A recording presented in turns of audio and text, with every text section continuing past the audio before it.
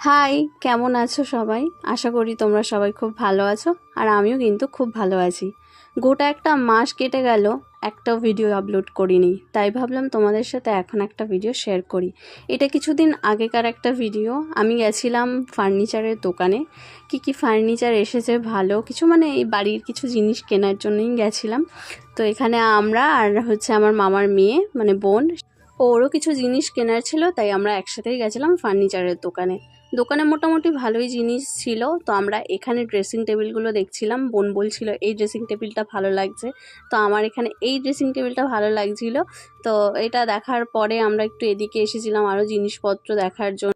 দোকান থেকে বাইরে বেরিয়ে দেখি এটা আমার এক বোনের মেয়ে, আর ও আমাকে দেখে ফ্লাইং কিস দিচ্ছিল। তারপরে আমরা যেহেতু বাড়িতে জিনিসগুলো নিয়ে যাব, সেই জন্য একটা বোট ঠিক করা হয়েছিল।